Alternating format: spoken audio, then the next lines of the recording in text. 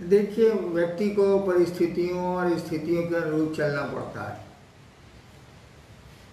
एक दिन हमारा आपका शरीर भी हमारे आपके की मर्जी से नहीं चलेगा, उसकी भी अपनी एक नियति है, उसका भी एक काल है।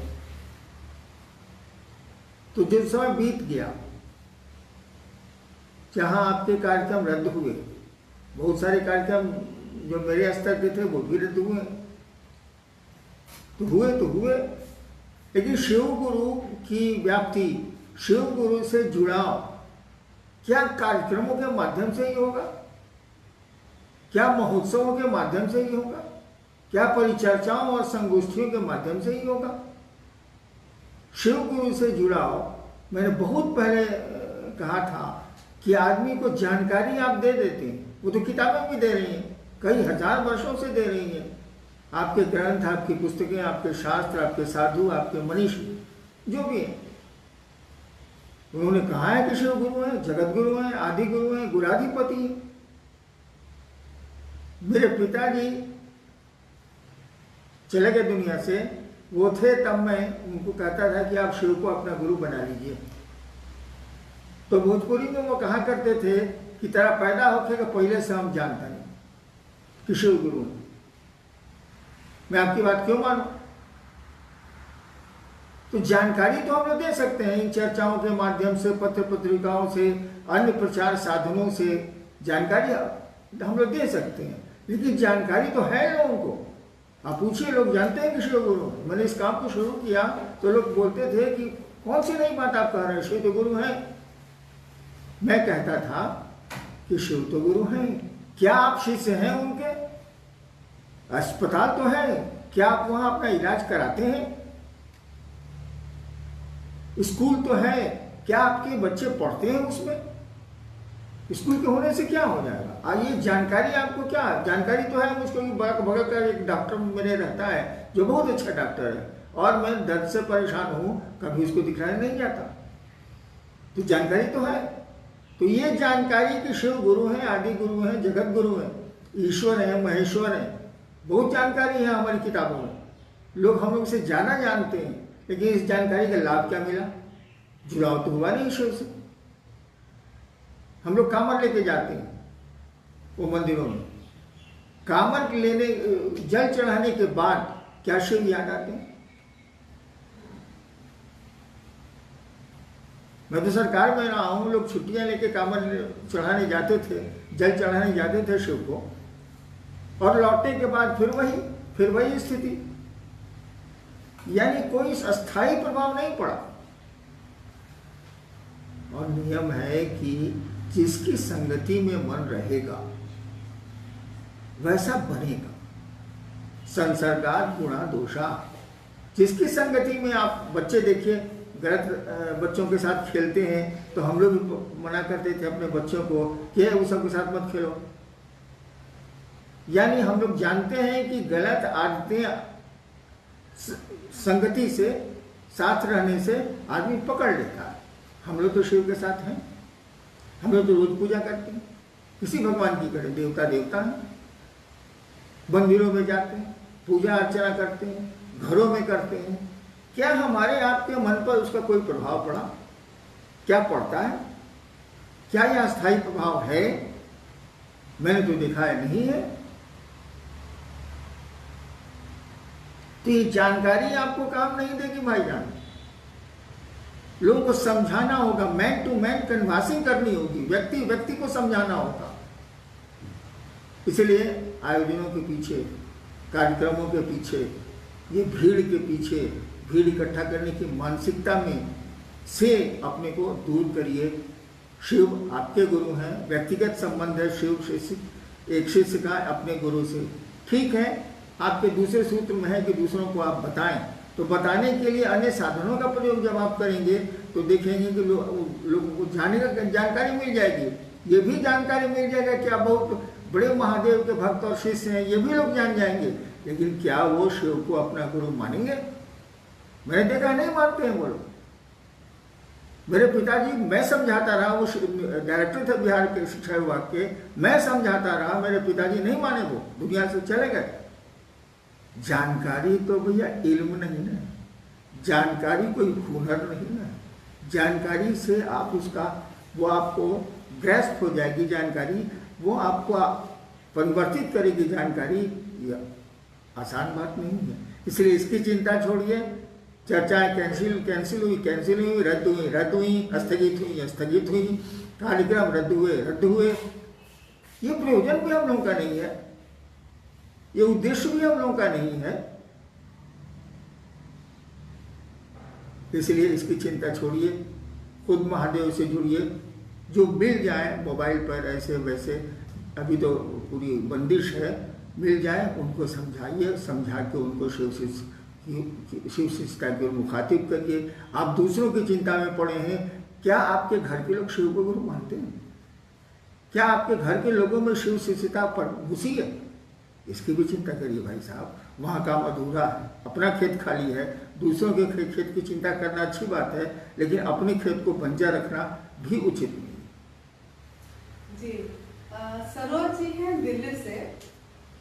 यह सृष्टि शिव की रचना है, तो इस शिव की रचना में मैं शिव को कैसे देखूं? बहुत प्रयास करते हैं पर शिव दिखाई नहीं देते। क्या करें जो सदैव शिव ही दिखाई दे? आप ही कह रहे हैं कि पूरी सृष्टि शिव की रचना है, पूरी सृष्टि के कण कण में वही समाया है, और आप शिव को देखना चाहते हैं। भाई साहब, आप में भी तो वही शिव समाया, वही शिव आपके रूप में भी तो धरती पर है। आईना देख लीजिए, शिव दिख जाएंगे। जी, कोलकाता से भी काफी जिज्ञासाएं आई, और सीमा कंचन है भागलपुर से। आपने पिछली बार कहा था कि सांस लेने से भी आसान है शिव की शिष्यता। बहुत लोगों की जिज्ञासा है कि जब ये इतनी आसान विधा है, तो इसके लिए इतने मेहनत, इतने मारामारी की क्या जरूरत है? हाँ, मैंने कहा था कि शिव की शिष्यता सांस लेने की कोशिश, सांस लेने की क्रिया से भी आसान है। क्यों आसान है? अरे सांस लेने में सीना दुखता है, तेज सांस लीजिएगा तो आप हांफने लगिएगा, मन आपका चंचल हो जाएगा। धीरे धीरे सांस लीजिएगा, अगर वायु दूषित है तो फेफड़े में बीमारी आएगी। यानी सांस लेना एक क्रिया है जिसमें आपके हमारे शरीर की ऊर्जा लगती। शिव शिष्यता में तो शिव को चलाना है, इसमें आपकी हमारी ऊर्जा कहाँ लग रही है? जब आप कर्ता बनेंगे, जब आप कर्म करेंगे, जब आप शिव शिष्यता में बढ़ेंगे, तब तो आपको कोशिश करनी है। वहां सायास होगा, वहां कोशिशें होंगी, प्रयास होंगे। लेकिन जैसे आप शिव की परिधि में घुसेंगे, जैसे आप गुरु की परिधि में प्रवेश करेंगे, अब तो गुरु को ले चलना है। हम लोग अपने से चलते तो कब का शिव हो गए रहते, पूरी दुनिया ही शिवमय हो गई रहती। शिव ले चलते हैं, आप उनके सानिध्य में बढ़ने की कोशिश करिए। उसके बाद तो थोड़ी कोशिश के बाद आराम ही आराम, आपको कुछ करना ही नहीं। बिल्कुल ये बिल्ली वाली स्थिति है। बिल्ली अपने बच्चे को उठा के चलती है, हम लोग बंदर बने हुए हैं, पकड़े हुए हैं तो गिरते हैं भद से। नेक्स्ट जी, भाई सर्वोदय जी हैं हावड़ा से। मैंने पढ़ा है कहीं कि एक वट वृक्ष के नीचे युवा गुरु बैठे हैं, उनके समीप वृद्ध शिष्यगण बैठे हैं। गुरु मौन है, परंतु शिष्यों का सभी संशय खुद ही विनष्ट हो रहा है। मैं जानना चाहता हूँ कि ये संदर्भ कहाँ का है और इसका क्या अर्थ है? ये आदि शंकराचार्य ने इस पंक्ति को लिखा है। उसके पहले दक्षिण उपनिषद भी है, उसमें भी इसका उल्लेख आया। दक्षिणामूर्ति उपनिषद ऐसे शायद, उसमें भी इसका उल्लेख आया है कि एक विशाल वट का वृक्ष है जिसके जड़ के पास, मूल के पास एक युवा गुरु बैठे हैं, और उस युवा गुरु के जितने शिष्य हैं सभी वृद्ध। सबसे आश्चर्य की बात है कि वह युवा गुरु कुछ बोलते ही नहीं, तब भी उनके शिष्यों का संशय पल प्रतिपल छिन्न हो रहा है, खत्म हो रहा है। मौन ने आपको क्या क्या समझाया है भाई साहब, और बोल के हम लोग क्या समझेंगे? मौन जितना समझा सकता है ठीक है, मौन को पकड़ना थोड़ा कठिन है। शब्द पकड़ में आते हैं, सूक्ष्म शब्द भी असुविधाओं से पकड़ में आते हैं, लेकिन मौन को पकड़ना कठिन है, इसीलिए बोलना पड़ता है। नहीं तो बोलने की जरूरत ही नहीं है, मौन संभाषण ही दूसरों को प्रेरित कर देगा। शिव तो कुछ बोलते ही नहीं, बोलने की जरूरत ही नहीं, प्रकृति कुछ बोलती ही नहीं, पूरे कार्यक्रम चल रहे हैं, सब कुछ चल रहा है, कुछ टूट रहा है, कुछ बन रहा है, प्रकृति कहाँ कुछ बोल रही है। वह परमात्मा भी नहीं बोलता है, बोलने की जरूरत ही नहीं है, और बोलने से काम चलता है, करना पड़ता है। प्रकृति करती है, वो शिव करता है, वह परमात्मा करता है, गुरु भी करते हैं। भाषणबाजी से गुरु का काम नहीं चलता है। हाँ, शब्दों को पकड़ना हमारे आपके लिए आसान होता है, इसीलिए गुरु शब्दों का सहारा लेते हैं, लेकिन शब्दों के सहारे शिव तक नहीं जाया जा सकता। शब्द पहले ही खत्म हो जाते हैं। वो आकाश तत्व की तन्मात्रा है, वो शिव, वो भगवती शिव तो उस पांचों तत्वों से बहुत ऊपर हैं, कैसे शब्दों से पकड़ाएंगे। मैंने कहा भी था कि नमः शिवाय आपको शिव से नहीं मिलेगा, शिव के एरिना में, शिव के क्षेत्र में फेंक सकता है, जा नहीं सकता। जी, बहन चांदनी है पटना बिहार से। मेरे गुरु शिव हैं। जब भी मुझसे शिव गुरु संबंधित जिज्ञासा पर बोलने के लिए कहा जाता है, मैं घबरा जाती हूँ, मैं ज्यादा बोल नहीं पाती। तो लोग मेरा भाव मापते हैं, कहते हैं मुझ में मेरे गुरु शिव के प्रति भाव और दर्द नहीं है। क्या ज्ञान होना ही शिव के प्रति दर्द और भाव दर्शाता है? ज्ञान होना शिव के प्रति दर्द दिखलाता है, ऐसा बिल्कुल नहीं। ज्ञान मस्तिष्क से पैदा होता है, समझ दिमाग से पैदा होती है, और भाव दिल से पैदा होते हैं, हृदय का पक्ष भाव। तो आपके भाव को वे ही पकड़ेंगे जो भाव से युक्त हैं, भाव से जुड़े हुए, जिनके पास भाव है वो पकड़ लेंगे। लेकिन जिनके पास दिमाग है, जो बोली को पकड़ते हैं, शब्दों को पकड़ते हैं, भाषणबाजी को पकड़ते हैं, वो कहां से पकड़ेंगे। इसलिए दोष आपका नहीं है, दोष बोलने वालों का है, उनके पास भाव की कमी है। उनको समझाइए कि अपना भाव आप ठीक करें, अपनी मन की बात को, अपने मस्तिष्क की बात को दिल में ले जाएं, उस विचार को दिल में उतारें। विचार को दिल में उतारेंगे तभी भाव बनेगा, भाव पकड़ में आचरण से आएंगे, ऐसे नहीं आएंगे। जी, भाई दिलीप हैं जनकपुर नेपाल से। हम कभी कहते हैं कि मन नहीं है, शिव चर्चाओं में भी बहुत बार हम लोग के साथ ऐसा हुआ कि कभी कहते हैं कि मन नहीं है, कभी कहते हैं दिल नहीं कर रहा है। तो ये मन और दिल क्या दोनों अलग चीजें हैं, और ये क्या है? मन तो एक अदृश्य मशीन है, विचारों को पैदा करने की अदृश्य मशीन है। उसको आपका चिकित्सा विज्ञान आपके शरीर में नहीं ढूंढ सकता है। हाँ, ब्रेन ढूंढ लेगा, मन नहीं मिलेगा। हम लोग कहते हैं कि हम लोगों का आज मेरा मन दुखी है, मैं बाजार नहीं जाऊंगा, या हमको आज मीठा खाने का मन नहीं है, कुछ नमकीन है तो खिलाओ, बोलते हैं। यानी आप मन भी नहीं है, शरीर तो नहीं ही है। शरीर के कई अंग बदल दिए गए चिकित्सा विज्ञान के द्वारा, आज तक लोगों के खराब हो जाते हैं तो बदले जाते हैं। हम मन भी नहीं है, कभी न कहते हैं कि मेरा मन आज नहीं है इस काम को करने। यानी जैसे हम लोग कहते हैं कि हमारी चप्पल टूट गई है, तो भाई चप्पल टूट गई तो आप चप्पल है, आपका मन दुखी है तो आप मन तो नहीं है। मेरे घर की दीवार खराब हो गई, अब दीवार है, घर की दीवार है, आपके घर की दीवार। वैसे आप बोलते हैं मेरा मन आज दुखी है, तो आप मन नहीं। आप हैं कौन, हम हैं कौन, इसी का उत्तर ढूंढ लीजिए। उसे शिव, वो शिव मिल जाएगा, वो ईश्वर मिल जाएगा। ईश्वर को ढूंढने की जरूरत नहीं है, अपने आप को ढूंढ लीजिए कि आप और हम कौन हैं। कठिन है, अपने में अपनी तलाश करना कठिन है, इसलिए शिव के पास जाइए, वो गुरु भी हैं, उनको अपना गुरु मानिए, शिष्य भाव दीजिए, ड्रामा बंद कीजिए, शिष्य भाव दीजिए, तभी सही स्थिति का पता चलेगा। तभी आपको पता चलेगा कि आप हैं कौन। कुछ नहीं है, हम आप मात्र उसी शिव के एक रूप हैं जो जगत में तमाशा कर रहा है, तमाशा करवा रहा है। जी जी, बहन दुर्गावती हैं कोलकाता से।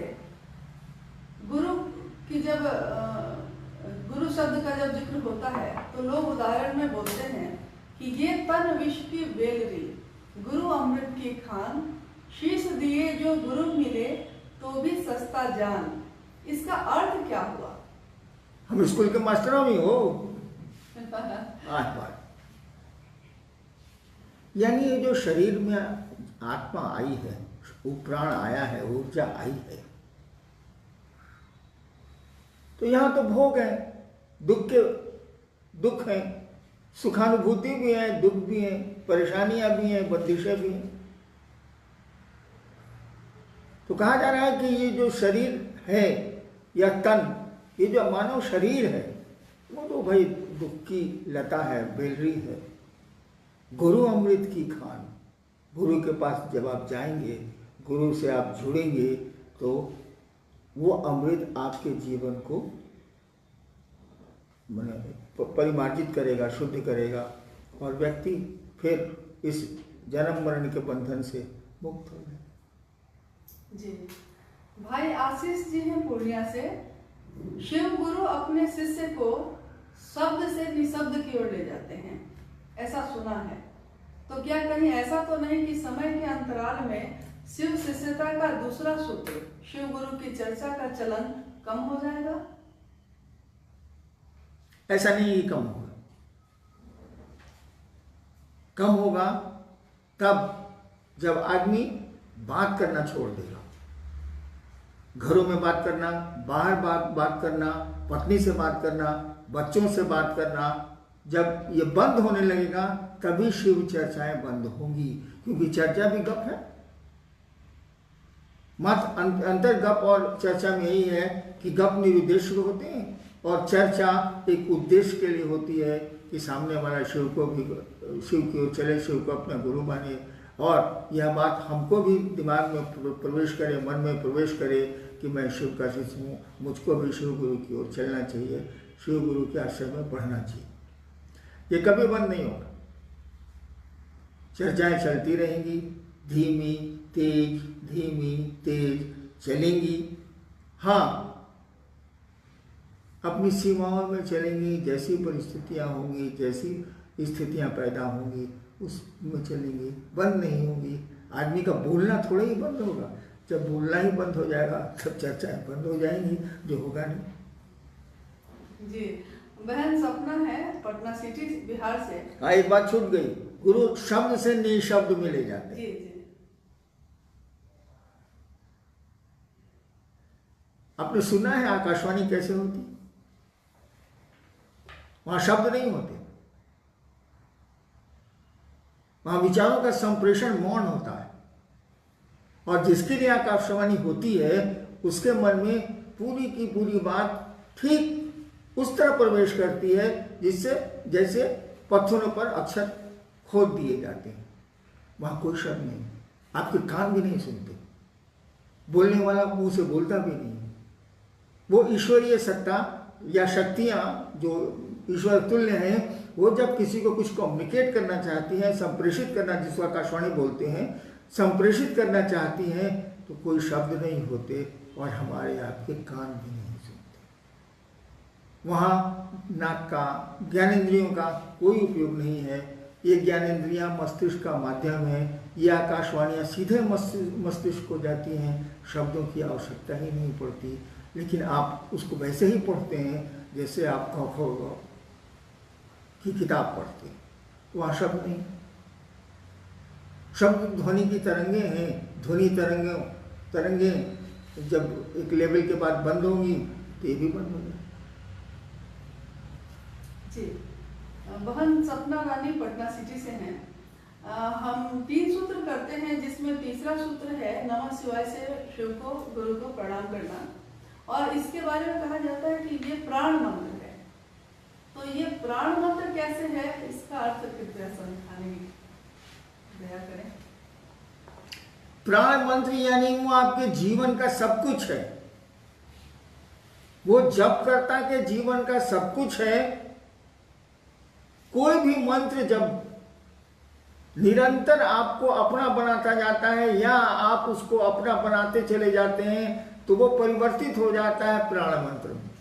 उसी को कहा जाता है प्राण मंत्र, यानी उसके अलावा किसी मंत्र की कोई कीमत नहीं होती। और वही प्राण मंत्र बाद में सभी मंत्रों का समेकित रूप हो जाता है और जब करता या साधक अपने प्राण मंत्र से ही यथासंभव अपने काम निकाल लेता है, लौकिक हो या परलौकिक। नमः शिवाय तो प्राण मंत्र है ही, क्योंकि मंत्रों का नियम है कि ये देवताओं का नाम है। हर एक देवता का एक नाम होता है जिसको मंत्र कहते हैं। मंत्र की परिभाषा है कि हर एक देवता का ये नाम है जिसका मनन किया जाता है। उसमें शक्ति छिपी होती है। मंत्रों में चैतन्य छिपा होता है। मंत्र तो शब्द है, वर्ण है। मंत्रों में शक्ति छिपी होती है, मंत्रों में चैतन्य छिपा होता है। शब्दों में अर्थ छिपा होता है, चैतन्य छिपा होता है। आप किसी को गाली दे दीजिए, ये तो शब्द है, लेकिन इसके परिणाम बड़े बुरे होंगे। देखिए, उस मंत्र के, उस गाली के चैतन्य को वो आदमी जानता है, इसलिए लाठी लेके आपके ऊपर पड़ गया। अगर मंत्र के चैतन्य को नहीं जानता, मंत्र के अर्थ को नहीं जानता, कोई प्रभाव नहीं पड़ता। ठीक उसी तरह से हर एक मंत्र का एक देवता होता है, देवताओं का नाम है, शक्तियों का नाम है। और उल्टा हर एक नाम का एक देवता, हर एक नाम का एक देवता होता है, हर एक देवता का एक नाम होता है। मंत्र देवताओं के नाम है, उनके बीच में, उनके स्वरूप में शक्ति छिपी होती है, चैतन्य छिपा होता है, अर्थ छिपा होता है। कोई भी मंत्र जो आपको बहुत ऊपर खींचता है, जितनी उसकी सीमा, उस देवता की सीमा, मंत्र उतनी ही दूर तक ले जा सकते हैं जितनी दूर तक उस देवता के, मंत्र के देवता की सीमा है, उसके ऊपर नहीं ले जा सकते। नमः शिवाय तो शिव का मंत्र, वो तो महेश्वर है, ईश्वर है। तो हमने कहा कि नमः शिवाय प्राण मंत्र है, ये आपको शिव तक ले जाता है। ये शिव का मंत्र है, शिव से जुड़ा हुआ है। तो शिव से जुड़ा हुआ है यानी सबसे बड़ी सत्ता से जुड़ा हुआ है, तो मंत्र तो बड़ा होगा ही, महामंत्र होगा ही, मंत्रों का राजा होगा ही। और इसी को प्राण मंत्र भी बनाना चाहिए, क्योंकि शास्त्र बहुत पहले से कह रहे हैं कि नमः शिवाय प्राण मंत्र है। इसको अपने प्राण में समेटो, अपने प्राण के चारों ओर इसको लाओ, इसका जप करो, इसका मनन करो। मंत्र का मनन होता है, मन जिसको बार बार दोहराए, मनन होता है।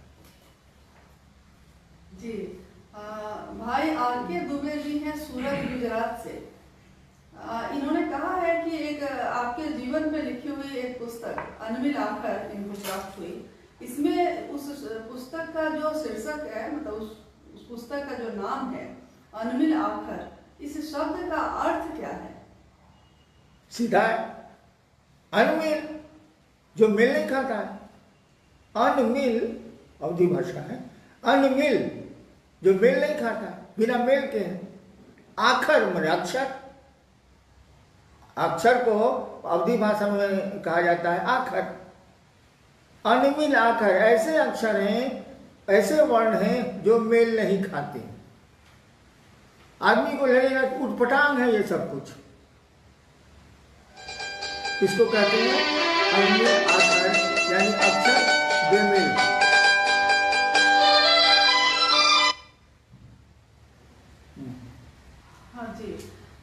आप अक्सर कहते हैं, बहन सुनीता है समस्तीपुर बिहार से, कि आपने बहुत बार कहा है कि ज्ञान के कांटा से अज्ञान का कांटा निकाला जाता है और दोनों कांटे फेंक दिए जाते हैं। जबकि लोगों के अंदर तो ये समझ है कि ज्ञान को रखना चाहिए। तो ये ज्ञान क्या है और क्यों उसको फेंक देना चाहिए? मैं 71 साल का हो गया हूँ। मेरे घर में भी, परिवार में भी बड़े पढ़े लिखे लोग रहे हैं।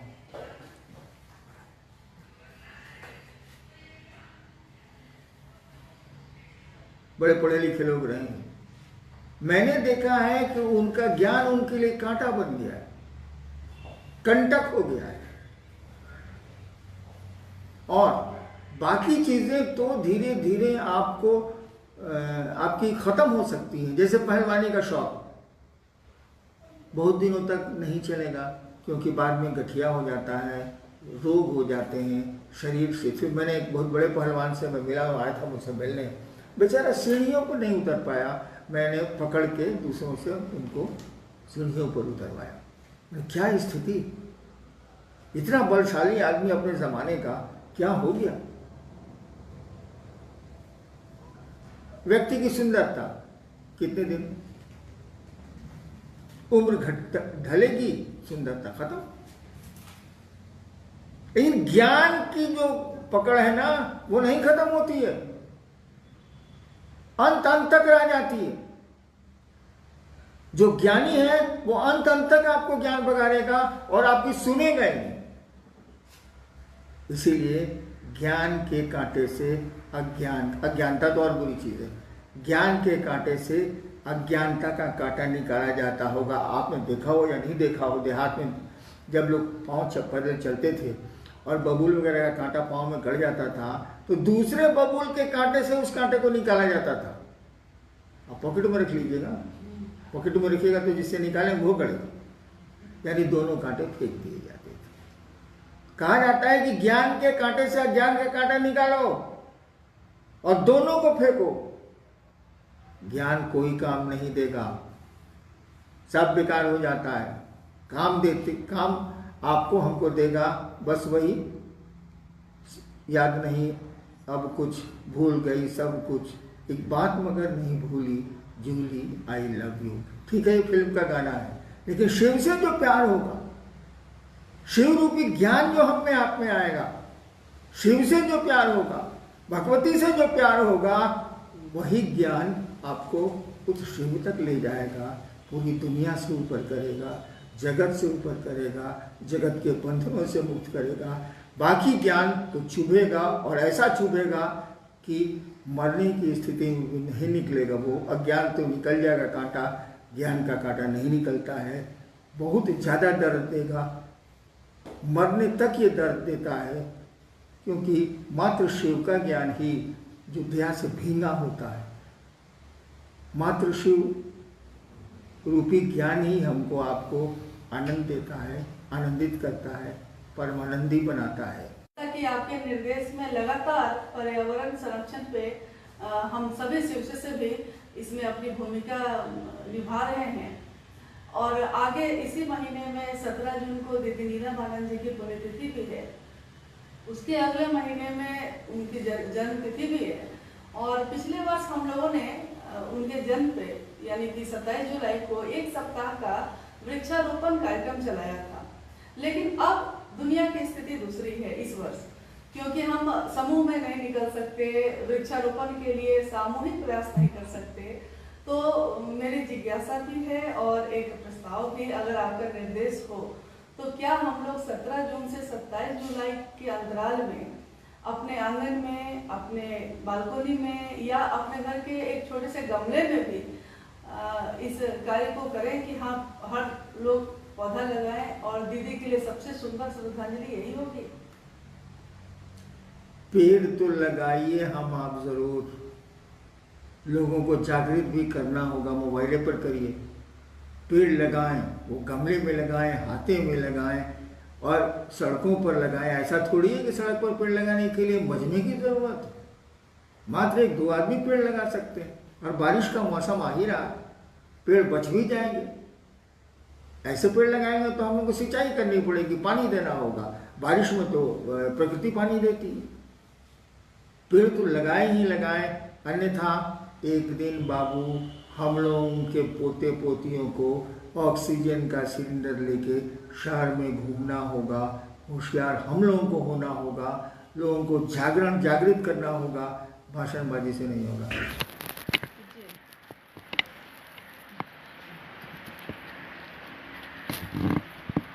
सभी को मेरा प्रणाम।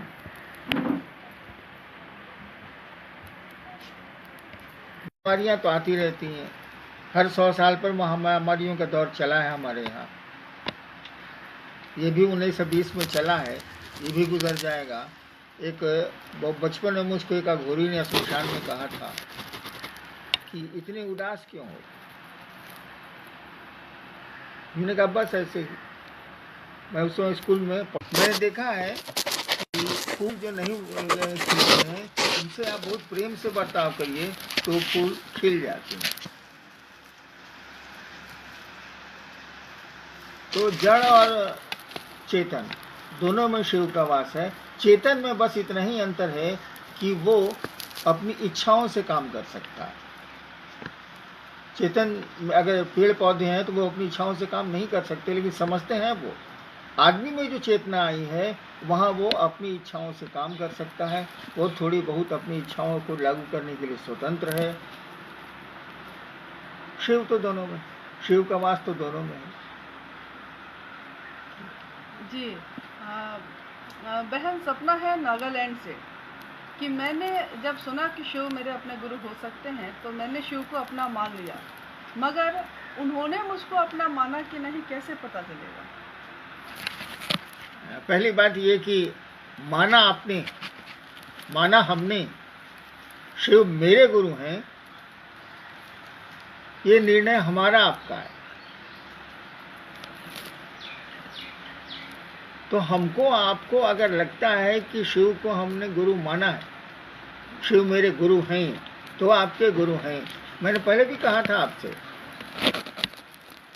कि शिव तो हमारे बिल्कुल नजदीक, शिव हम लोगों से दूर नहीं है, हम ही शिव से दूर हो गए। यानी आप अगर मानेंगे तो शिव आपके गुरु हैं। शिव को जिस रूप में, जिस भाव में लेंगे आप, वैसा ही भाव आपके प्रतिफल में मिलेगा, वापसी में मिलेगा।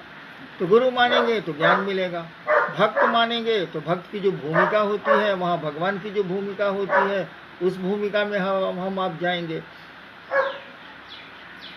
तो ऐसा है कि निर्णय हमारा है, सोच हमारी है, संकल्प हमारा है कि शिव मेरे गुरु हैं तो मेरे गुरु हैं।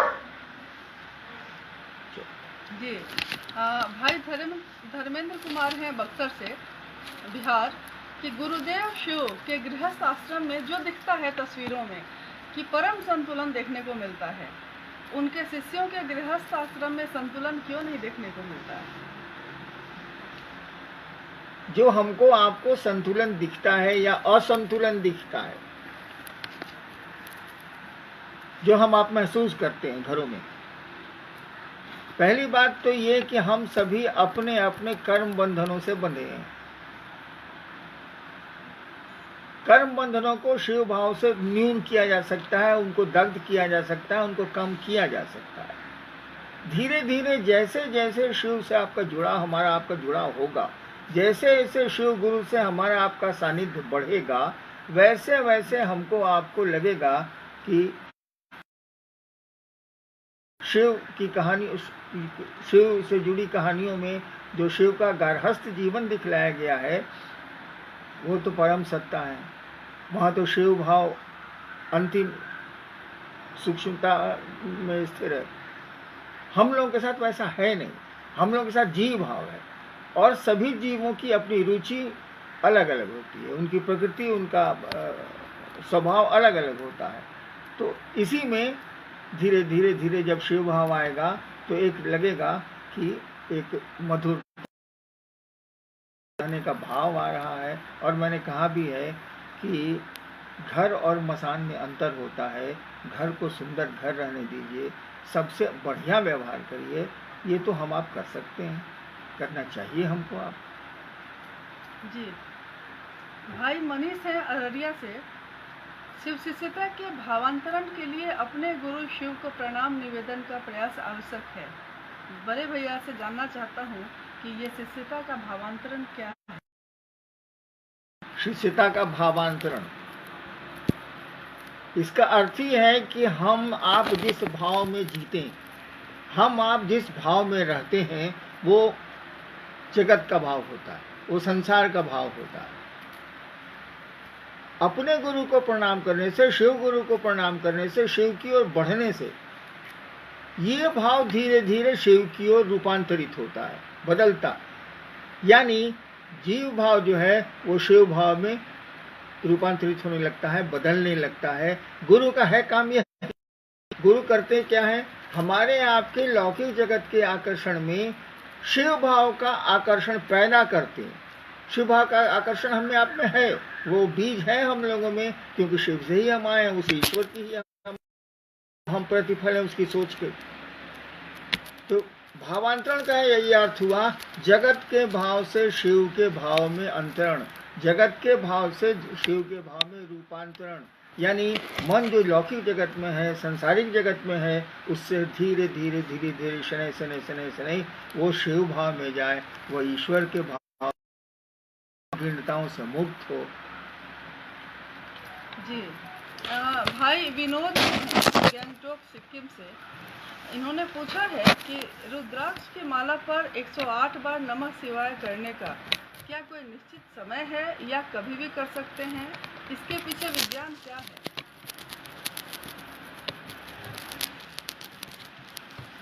रुद्राक्ष की माला 108 दाने की होती है। 108 दाने हमको आपको पता है कि 27 नक्षत्र और 4 दिशाओं के गुणनफल से बनते हैं। यानी समय की गणना आपको नक्षत्रों से पूर्व में की गई है, अब तो घंटा सेकंड हो गया। समय की गणना शुरू से ही, प्रारंभ से ही हमारे यहाँ नक्षत्रों से की गई है। 27 नक्षत्र हैं। दिशाएं मूलतः 4 हैं।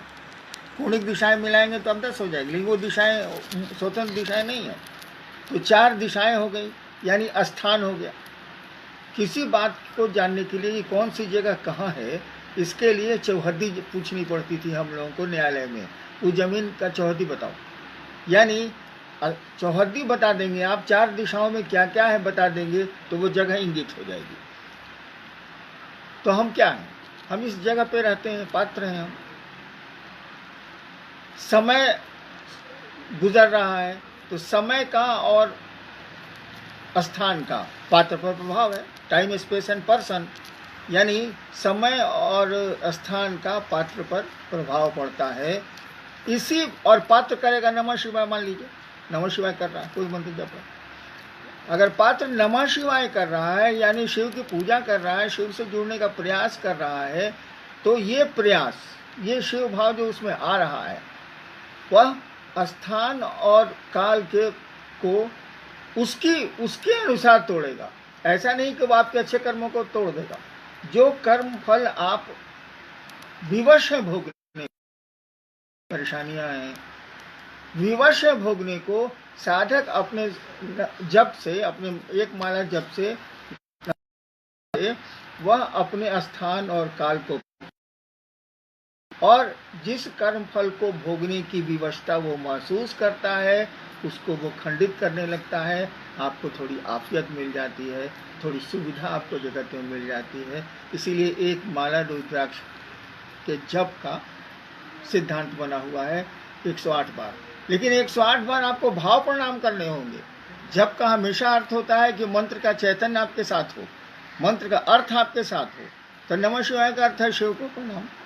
अगर 108 बार नमः शिवाय कर रहे हैं आप, भाव हमको आपको लेना चाहिए कि हम शिव को प्रणाम कर रहे हैं, और तभी उसका फल आएगा। और जहाँ तक समय का सवाल है, कब रुद्राक्ष की माला से जप किया जाए, आपको 24 घंटे में पूरी की पूरी आज़ादी है कि जब चाहें तब कर सकते हैं। सुबह कर सकते हैं, शाम कर सकते हैं, रात कर सकते हैं, दिन कर सकते हैं, पूरी आज़ादी है। लेकिन अमूमन 24 घंटे में, यानी आज की सुबह से लेकर कल की सुबह तक, अमूमन एक माला ही नमः शिवाय का जप करना चाहिए। और समय का कोई निर्धारण नहीं है, जब मन करे तब करिए, सोते समय करिए, उठते समय करिए, पूजा करते समय करिए, जप करिए। जी, शिव शिष्यों के तरफ से नेपाल के जो शिव शिष्य हैं, जो शिव संस्था में चलते हैं, ओम प्रकाश जी काठमांडू से हैं, जिन्होंने पूछा है कि हम सबको साहब के द्वारा पता चला कि शिव गुरु हैं, और साहब श्री हरिनंदन जी ने ही हमको 3 सूत्र भी दिए, जिसमें इन तीनों सूत्रों में कहीं भी साहब नहीं है, शिव हैं। तो क्या हम सब साहब के आशीर्वाद के बिना शिव शिष्य बन पाएंगे? जो हमको सूत्र दिए उस सूत्रधार के बिना हम शिव पहुंच जाएं, ऐसा संभव मुझको नहीं लगता।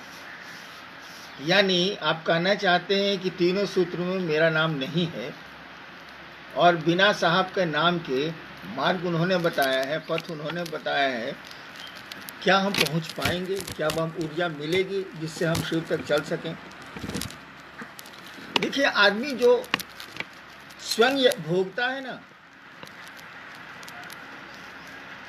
बस वही बात उसके दिमाग में रहती है आजीवन। मैंने शिव को गुरु माना, स्वतः माना, मुझको पता भी नहीं था कि शिव गुरु। अपने निश्चय किया कि मैं मानूंगा क्योंकि तंग आ गया था। उस समय तो मेरा कोई मार्गदर्शक नहीं था, उस समय तो कोई मुझको बताने वाला नहीं था।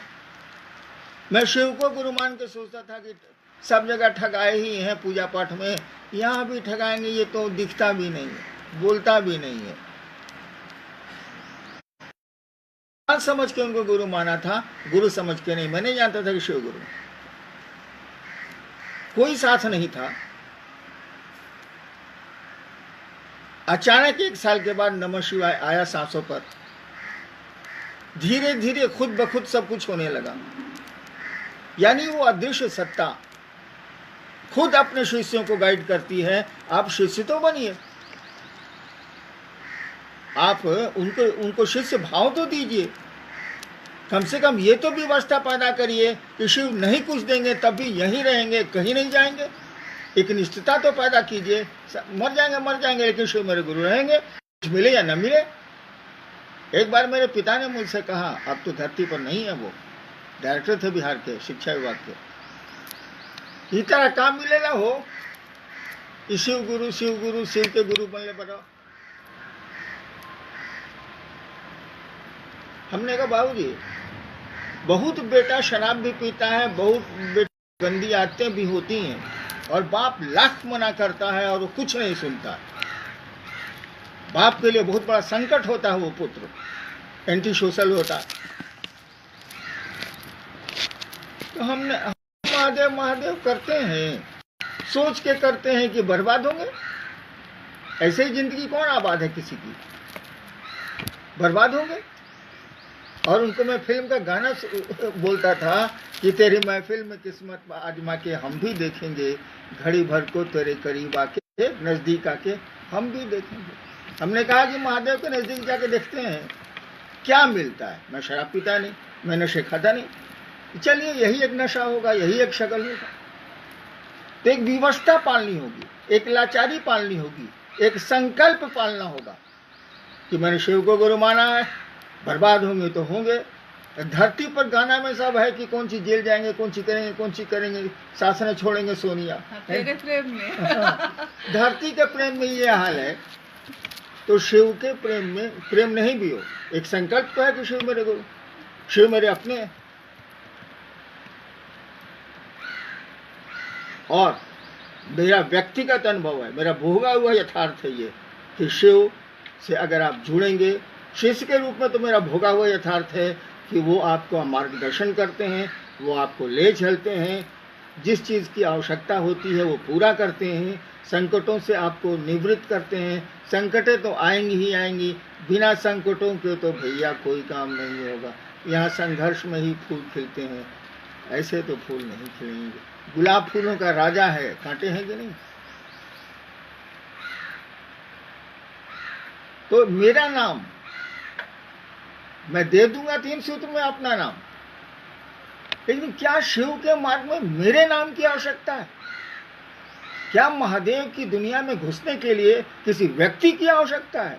हमारा गुरु, आपका गुरु इतना कमजोर है, वो महादेव इतना बलहीन है कि किसी को अपने में मिलाने के लिए किसी दूसरे के संबल की जरूरत है। आई डोंट फील दैट, मैं ऐसा नहीं मानता। इसीलिए तीनों सूत्र में कहीं मेरे नाम नहीं है और मेरा नाम आएगा भी नहीं। मैंने आपको एक आवाज दी है, आओ चलें शिव की ओर। उस हमने कहा था कि चांद अंगुलियों से अगर दिखलाया जाता है, अंगुलियों को पकड़ लेना, चांद को पकड़ना नहीं होता है। आप भूल कर रहे हैं। आप शिव की ओर चलिए, जितनी मदद मुझसे मिल सकती है मैं आपको करूँगा। मुझको बीच में मत रखिए, अवरोधक मत बनाइए, आरोहण का सहारा बनाइए। सीढ़ियाँ हमको आप बना सकते हैं, लेकिन मुझको शिव और अपने बीच में खड़ा मत करिए। जी बहन निर्मला है कोलकाता से। शिव शिष्य का आचरण दुनिया में कैसा होना चाहिए? शिव शिष्य का आचरण शिव जैसा होना चाहिए, साधु जैसा होना चाहिए। शिव साधुता की पराकाष्ठा है, उनसे बड़ा कोई साधु नहीं है। आप उनके शिष्य हैं, ठीक है, भीतर से वो आवेग नहीं हो रहा, भीतर से वो आवेश नहीं जग रहा है। और हमेशा याद रखिएगा, आदतें स्वभाव में, हैबिट इज सेकंड नेचर। हम लोग स्कूल में पढ़ा था ना, हैबिट इज सेकंड नेचर। आदत आप डालते जाएंगे, एक दिन आपका स्वभाव हो जाएगा। विनम्र बनिए, बढ़िया से रहिए। कम से कम यहाँ तो मैंने देखा है गधे की क्या अप्रोच। मैंने प्रणाम किया था एक गधे को, प्रणाम सर, उसका कान तक नहीं हिला, बड़ी जोर से मैंने चिल्ला के कहा था। यहाँ तो प्रणाम का जवाब नहीं देते हैं शिव शिष्य। ऐसे लोगों को शिव शिष्य हम आप कहते हैं, कहने वाले को गाली मिलनी चाहिए, प्रणाम का जवाब तक नहीं देते हैं। मैंने सही में, मैं आ रहा था एक बार रोड पर, गधा मिला, तो हमने सोचा कि भैया तो मिलता नहीं है जल्दी आजकल हिंदुस्तान में, कमी होते जा रही है। मैंने गाड़ी का शीशा उतार के जोर से चिल्ला के कहा, प्रणाम सर। सब गाड़ी वाला भी मेरा बका गया कि किसको प्रणाम सर कर रहे हैं। और गधा का जो कान गिरा हुआ था, जरा सा हिलाया भी नहीं कि कोई आवाज आई। तो मैंने देखा शिव शिष्यों में कि बिल्कुल ये सारे गधे से भी गिरे हुए हैं, प्रणाम का जवाब भी नहीं देते। ऐसा मत करिए भैया। अब शिव के शिष्य हैं, साधुता आप में दिखनी चाहिए, बलात् दिखनी चाहिए। ठीक है, आपको भीतर से साधुता नहीं आई है, कोशिश करिए।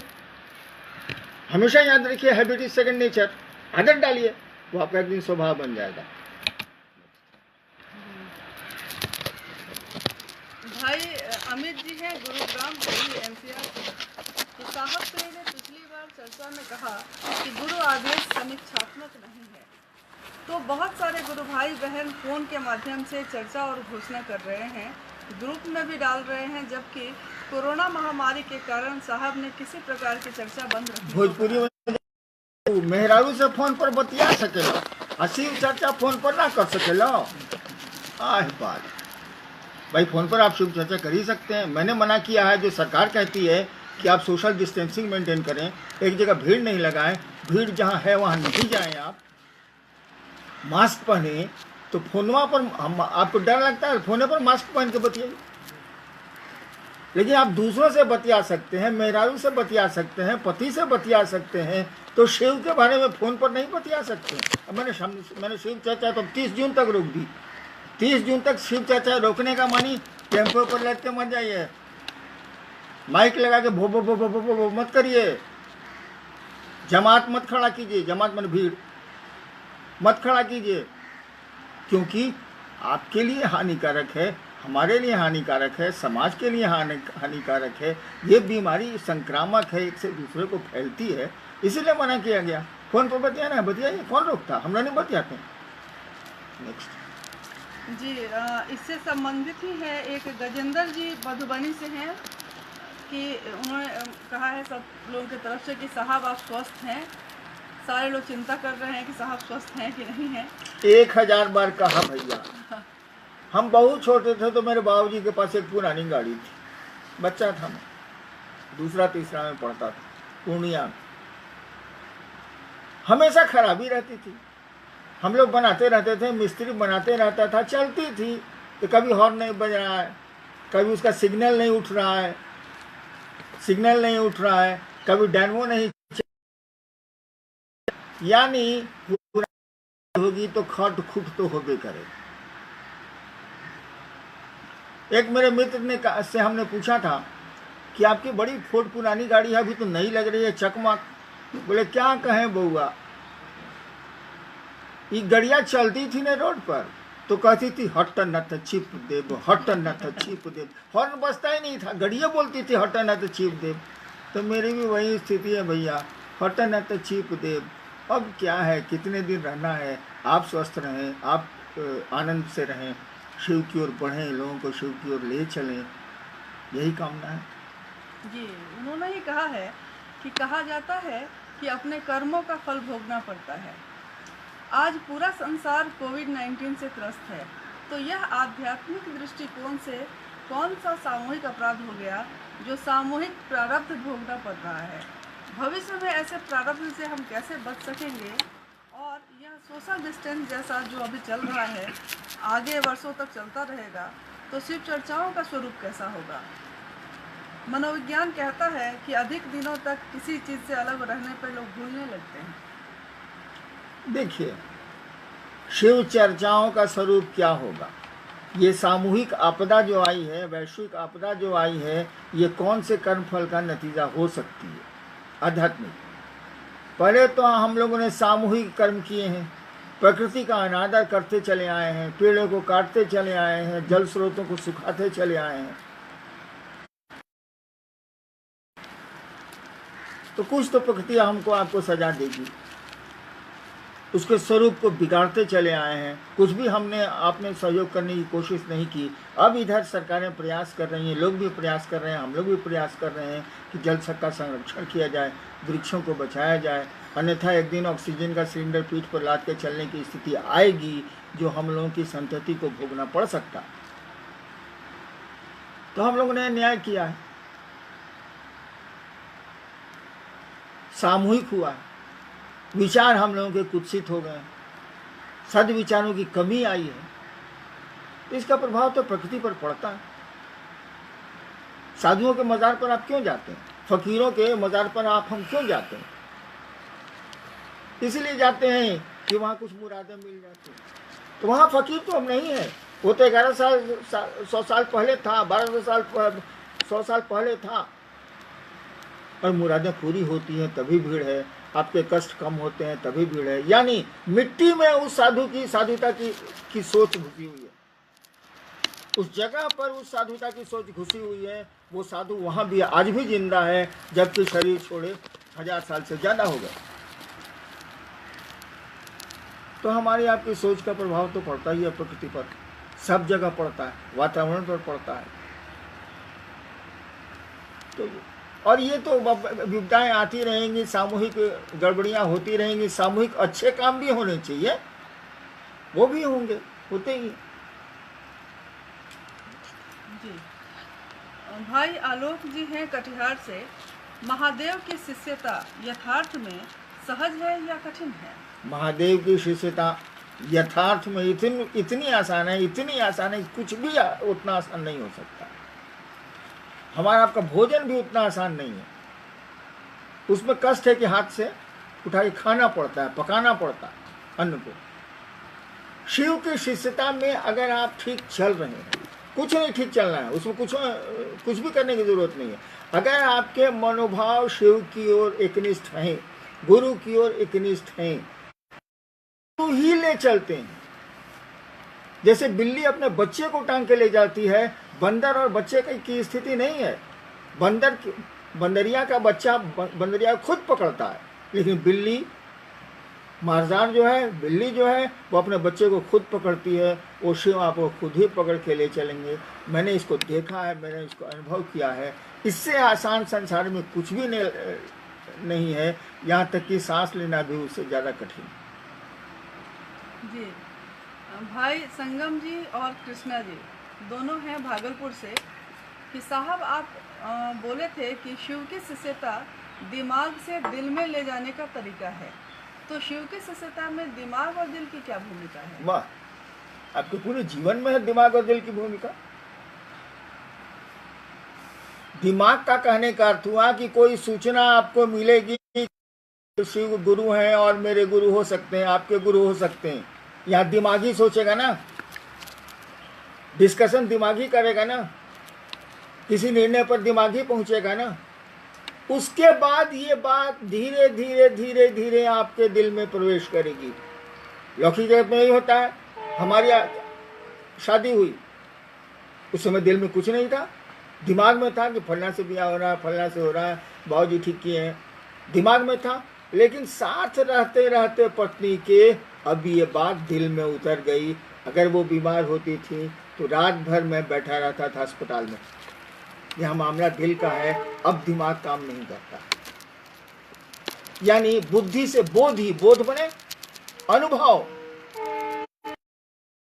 बोधि मने जो बात अनुभव में आपके उतरी है, दिल में उतरी है, वो बोधि हुई। फ्रॉम इंटेलेक्ट टू इंट्यूशन, बुद्धि से बोधि में उतरी है बात, तो दिमाग पहले ही ने काम करेगा, उसके बाद दिल में आएगी बात। अब जब दिल में बात गहरी आएगी तो दिमाग काम नहीं करेगा। जब दिमाग काम जोर से करेगा तो दिल काम नहीं करेगा। शिव शिष्यता तो हृदय की चीज है, दिल का मामला, मस्तिष्क का मामला नहीं है। लेकिन प्रथमतः तो ये मस्तिष्क का ही मामला होता है। इसीलिए हमने कहा कि दिल, दिमाग से दिल में जाना होगा। शिव से जुड़ाव के लिए भाव जरूरी है। भाव दिल से पैदा होता है, विचार मस्तिष्क से पैदा होते हैं, दिमाग से पैदा होते हैं। भैया सब मेरे साथ दिक्कत है कि मैं आपको देख नहीं पा रहा। आपको ये सुविधा है कि आप मुझको देख पा रहे होंगे। सोशल डिस्टेंसिंग, मास्क, इन चीज़ों का प्रयोग बहुत ज़रूरी है। हमको, आपको, सबको इसकी बात माननी चाहिए, सरकार की बात माननी चाहिए।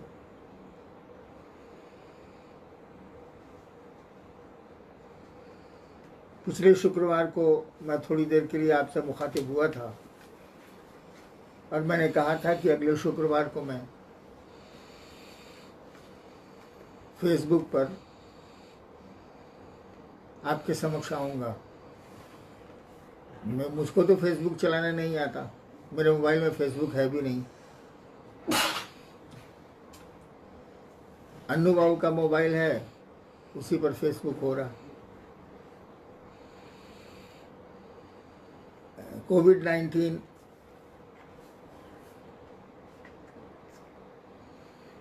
के आतंक से हम जूझ रहे हैं। मैंने पिछली बार ही कहा था, जीतेंगे हम ही। ये पूरा देश, पूरी धरती, भारत भूखंड शिव की सुगंध से भरा है और शिव के लोग कभी किसी समस्या से हारे नहीं हैं, लड़े ज़रूर हैं, लेकिन विक्ट्री इज वेरीली आवर्स। जीतेंगे हम ही, जीतते रहे। शिव गुरु की बात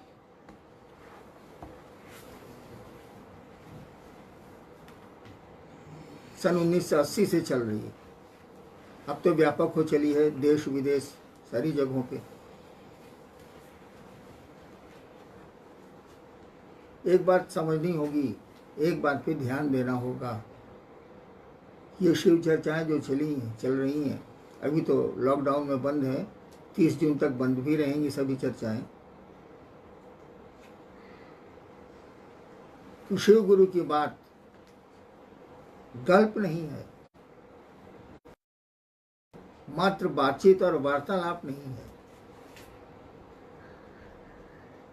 एक एहसास है, एक रिश्ता है, एक अनुभूति है, जिसको मैंने पिछली बार भी कहा था।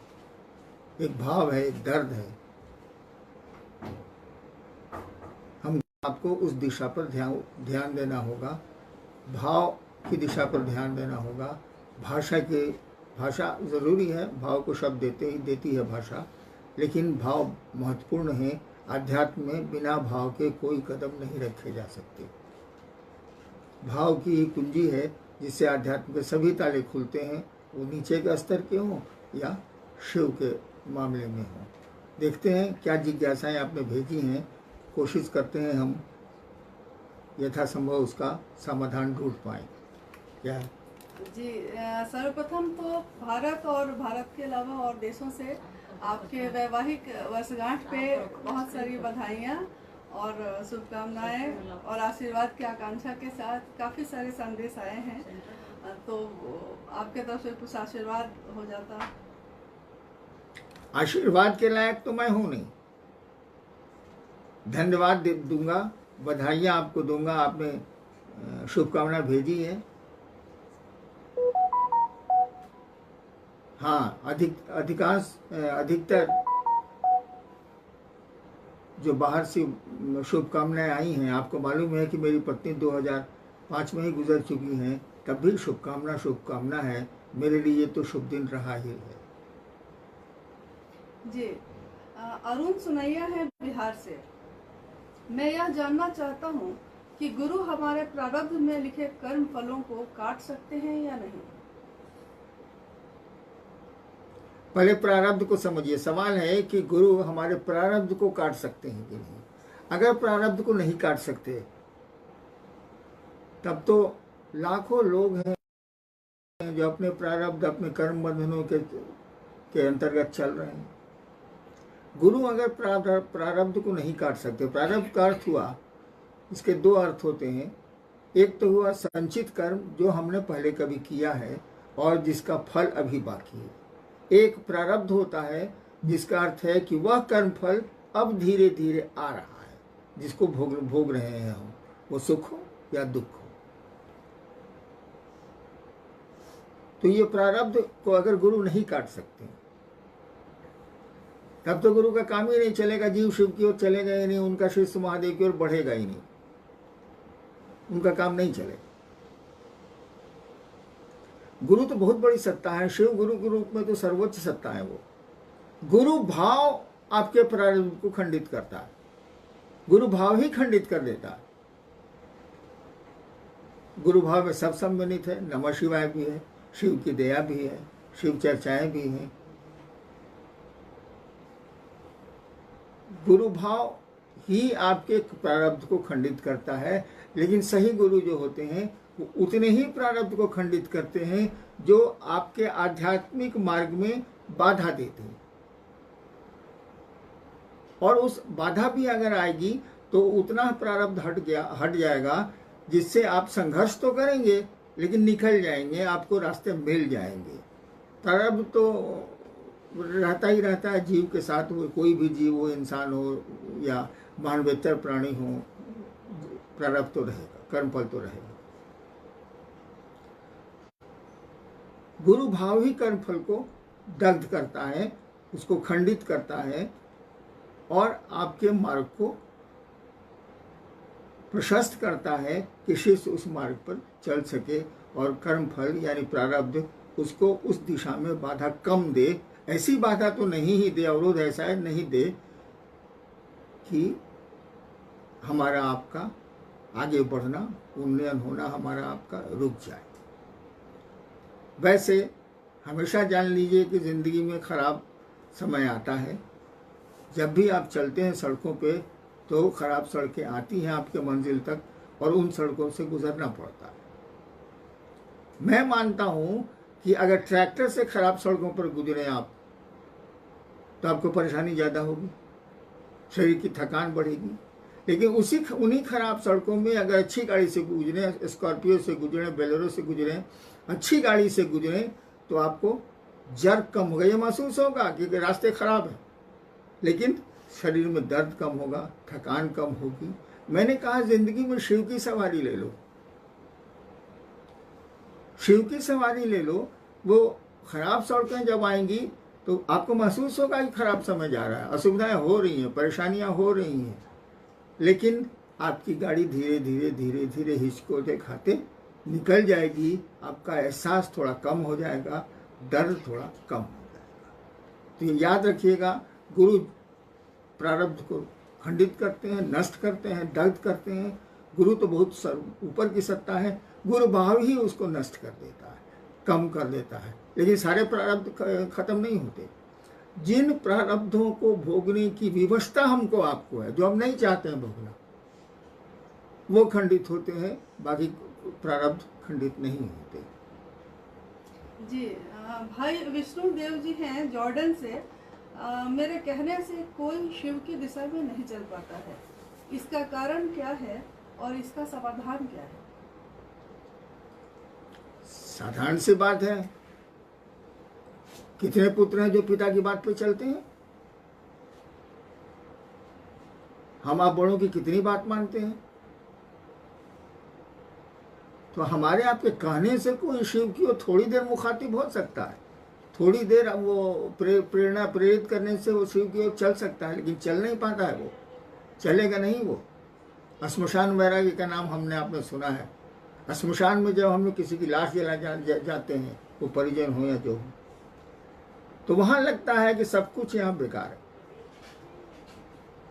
और फिर श्मशान से जैसे बाहर हम आप निकलते हैं, सारी चीजें भूल जाते हैं, दुनिया के बवंडर में मन बहुआता घूमता। तो शिव चर्चाओं का अर्थ ये नहीं है कि आप भाषण दे रहे हैं, संभाषण कर रहे हैं आप लोगों के बीच, या किसी को समझा रहे हैं या समूह को समझा रहे हैं। जब तक आपके शिव चर्चा में शिव भाव से उस व्यक्ति को या समूह को जोड़ने की मंशा नहीं होगी, तब तक ये चर्चाएं बहुत प्रभाव नहीं डालने वाली हैं। कहीं समझिए इसको कि आदमी वक्ता नहीं है, बकर बकर कर रहा। भोजपुरी में है ना, बकर बकर करता, बकर बकर कर रहा। शिव चर्चाओं में शिव भाव अगर निहित नहीं है, हमारे आपके मन में शिव के प्रति अगर लगाव जुड़ाव नहीं है, वो भाव हम लोगों के मन में नहीं है, तो हमारी आपकी शिव चर्चा थोड़ी देर के लिए आकर्षित कर सकती है। सुंदर शब्द हो, शब्दों का सुंदर जाल हो, सम्मोहक शब्द हो, तो भले हो सकता है कि 1-2 लाख आप भीड़ जुटा लें, कोई दिक्कत नहीं है। आम जनता, भोली भाली जनता तो पहुंच ही जाएगी शिव नाम पर, शिव की चर्चा के नाम पर, लेकिन उसका प्रभाव उनके अंतर्मन पर बहुत कम पड़ता है, नहीं के बराबर पड़ता है। जब आप शिव भाव से चर्चा करेंगे, जब ये सोच के करेंगे कि मेरा गुरु, मेरा महादेव, उस सुनने वाले का भी महादेव हो जाए, तब ये चर्चा प्रभाव डालेगी।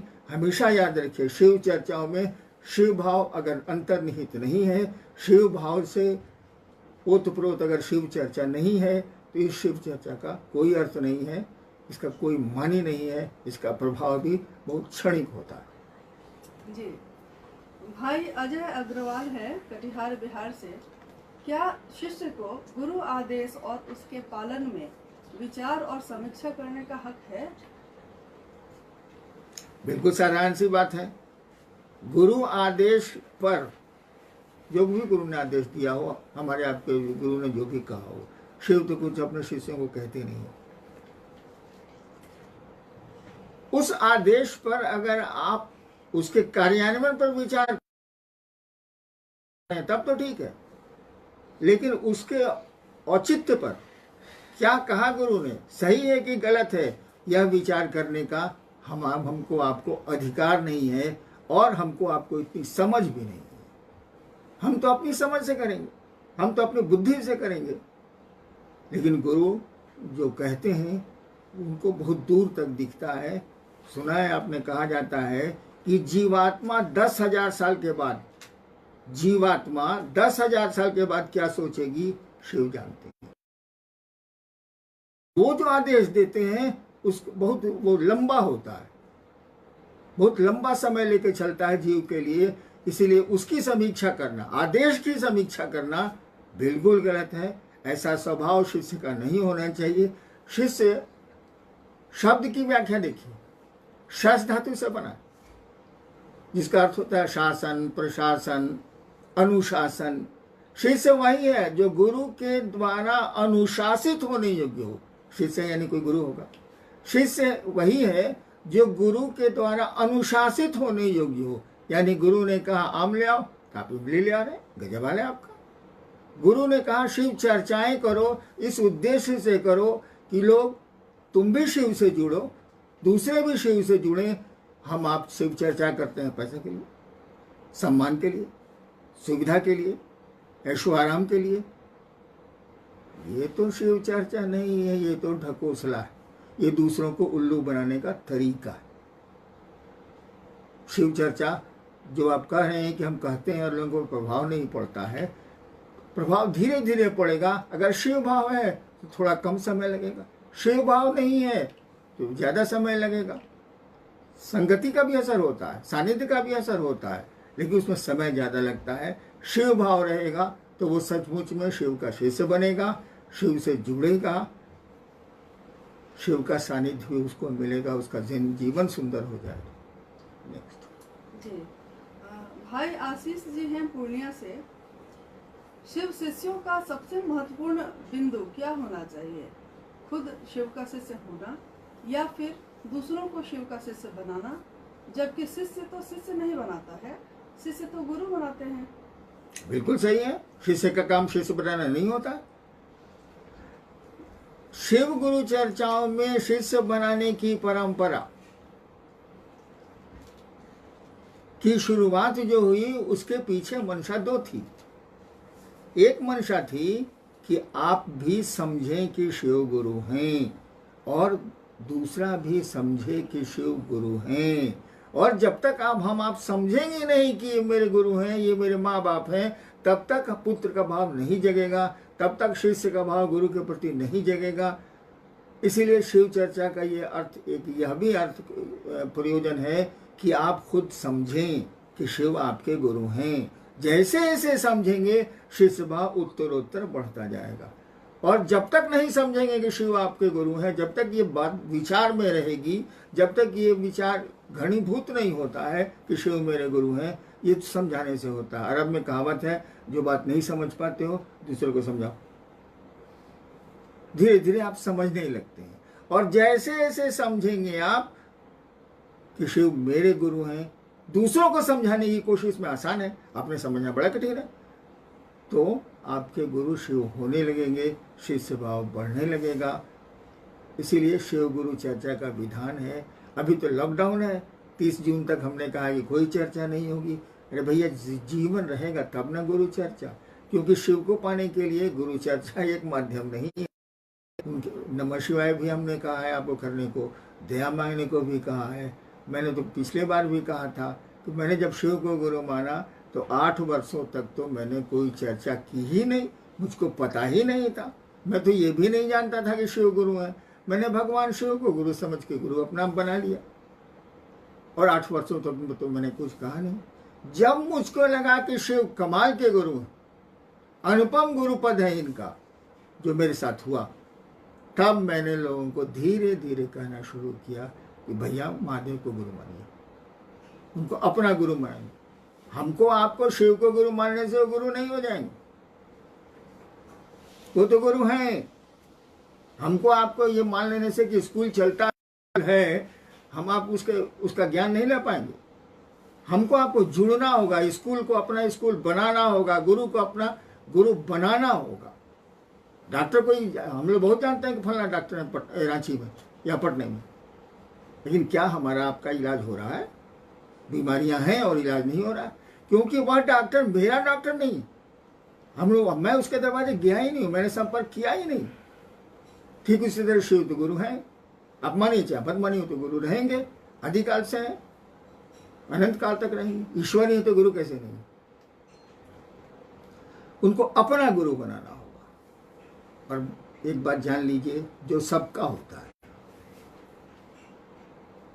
वह बहुत कम आदमी का अपना होता है। सार्वजनिक सत्ता, सार्वजनिक व्यक्ति होता है बहुतों का, लेकिन निजी बहुत कम का होता है, अपना बहुत कम का होता है। रेलगाड़ी सबकी है, किसी की निजी नहीं है, कोई उसको निजी समझता ही नहीं। सरकारी सामान हम लोग निजी समझते हैं? नहीं समझते। सरकारी गाड़ी का उपयोग मैंने 32 साल किया है, अपना कहाँ समझते? ट्रांसफर हुआ, गाड़ी छूटी, क्वार्टर छूटा, खत्म। तो सार्वजनिक शिव सबके हैं, सभी जानते हैं कि सबके हैं, घर घर में उनकी पूजा होती। यह जानने से हमारे आप में कोई परिवर्तन नहीं होने को है, उसको अपना बनाना होगा। जैसे अपनी चप्पल, यहां 10 आदमी बैठे हैं, सामाजिक दूरी बना के बैठे, इनके चप्पल कहाँ हैं? चप्पल इनको नहीं कहेगी भैया दीदी हम एजा छी हमरा पहिनला, नहीं कहेगी। इनको पता है कि मैंने चप्पल कहाँ खोली और मेरी चप्पल कैसी है। इनको पता है कि इनके जेब में पैसे कितने हैं, पैसे नहीं बोलते, वो निर्जीव है, लेकिन इनके हैं इसीलिए इनको पता है। आपके भी जब शिव अपने हो जाएंगे ना, तो किसी बाहरी ज्ञान की जरूरत नहीं है, आपको खुद ही ज्ञान मिलने लगेगा कि शिव कैसे हैं, मेरा गुरु कैसा है, खुद ही होने लगेगा। जी, भाई संगम है भागलपुर से। साहब, आपके जीवन में मात्र एक सोच, एक विचार, एक भाव आया और अस्थायी हो गया और आप शिव के शिष्य हो गए।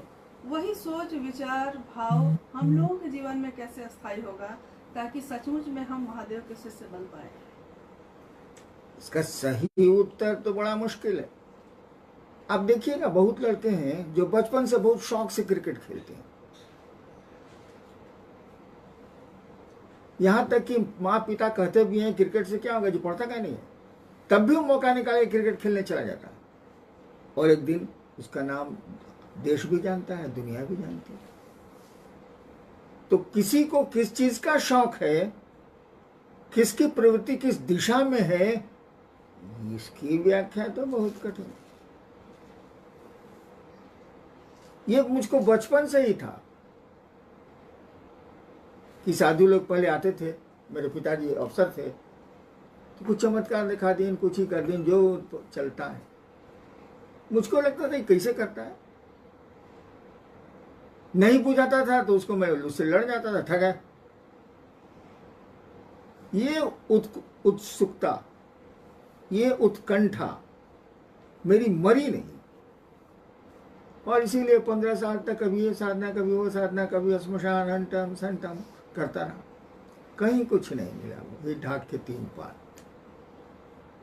आपको मालूम है कि एक रात मैंने श्मशान में 2 बजे खुद ही सोचा, तंग आ गया था, दुखी था, पढ़ाई भी चौपट, गार्जियंस भी नाराज, अभिभावक भी नाराज, पढ़ता लिखता नहीं है, क्या करता है, कि गुरु ईश्वर होते हैं, महेश्वर होते हैं, तो महेश्वर गुरु क्यों नहीं? खुद रात के अंधेरे में सोच रहा था। मैंने सुना था कि शिव महेश्वर को कहते हैं, मेरे पिताजी बताया करते थे मेरी मां को। मैंने महेश्वर समझ के, ईश्वर समझ के शिव को गुरु मान लिया। I was not knowing this कि शिव गुरु, मैं नहीं जानता था कि शिव गुरु, और उस दिशा में बढ़ा। अब तो मुझको मदद मिल गई, नमः शिवाय मिल गया, और मेरी तो शर्त थी आदमी से सीखूंगा नहीं। उस दिशा में बढ़ता चला गया। नौकरी में भी वो मेरा शौक रहा, दिन भर सरकारी काम, रात में शिव गुरु की बातें, तो एक लगन थी। और जहां तक हमारे आपके मन में ये बैठ जाना कि शिव मेरे गुरु हैं, इसका स्थायित्व तो हो जाना, इसके लिए 3 सूत्र दिए गए। जब भी मौका मिले तीनों सूत्र में कोई ना कोई करिए। मन जब लगा रहेगा ना किसी चीज से, तो उसको अपना समझने लगता है, उससे जुड़ जाता है, तो शिव से भी जुड़ गया। जी, भाई संदीप सोनी है सुपौल से, बिहार। शिव शिष्यता में शिष्य की भूमिका कैसी होनी चाहिए? शिष्य की भूमिका कैसी होनी चाहिए? अभी मैंने कहा कि जो गुरु द्वारा अनुशासित होने योग्य हो, जो गुरु की मंशा है, वैसा हम आप करें। और शिव का जो जो आचरण संसार में है, हमको आपको कोशिश करनी होगी कि वैसा आचरण हम आप प्रस्तुत करें। धीरे धीरे ये आदत आपकी बन जाएगी, स्वभाव बन जाएगा। आदत हमको आपको डालनी चाहिए। देखिए, शिव सांप को भी रखते हैं, चूहे को भी रखते हैं, बैल को भी रखते हैं, बाघ को भी रखते हैं। वहां कोई अंतर नहीं आता है। शिव भाव की परिधि में लोग अपना जन्मजात गुण छोड़ दे रहे हैं। सांप चूहे को खाता है, बाघ बैल को मारता है, मोर सांप को खाता है, शिव परिवार में सभी। तो हमको आपको भी ऐसा ही आचरण करना चाहिए, ऐसी ही कोशिश करनी चाहिए। शिव साधुता की पराकाष्ठा, गृहस्थ जीवन की पराकाष्ठा। हमको आपको भी घर को घर रहने देना चाहिए। मैंने कहा भी है, घर को मसान मत बनाइए। घर की अपनी गरिमा होती है, उसको बना के रखिए। साधुता की एक गरिमा होती है, उसको बना के रखिए। शिव तो गृहस्थों के भी आदर्श हैं, साधुओं की भी पराकाष्ठा है, उनके भी आदर्श हैं। तो हमको आपको वैसा ही बनना चाहिए। असामाजिकृत हमको आपको शिव मार्ग में, शिव शिष्यता के मार्ग में कठिनाई उत्पन्न करेंगे, उसको छोड़ना चाहिए। जी, बहन रीता शर्मा है मुजफ्फरपुर बिहार से। आध्यात्मिक साहित्य जो प्राचीन समय से हम लोग चला आया और हमारे पास उपलब्ध है, ये मात्र जानकारियों का संग्रह है अथवा शिव के लिए आकर्षण भी पैदा कर सकता है? जानकारियां हमेशा याद रखिएगा, जानकारियां इल्म नहीं है। जानकारी से आपको हुनर नहीं मिलेगा। You can't know the technique. जानकारी जानकारी है, सूचना सूचना है, सूचना नॉलेज नहीं है। तो जानकारियों से थोड़ा भाव तो जगता है। शिव के बारे में जानकारी बढ़ी, अगर मन को अच्छा लगा थोड़ा भाव बढ़ता है, लेकिन वो क्षणिक होता है। जब तक आपको करेंगी। वो पानी का टंकी देखा है जो छत पर लगी रहती है, पानी की टंकी, 2-3 नल से उसमें पानी भर दीजिए। वो उपनिषद का नल हो, पुराणों का नल हो, समाज से सीखा नल, ज्ञान का नल हो,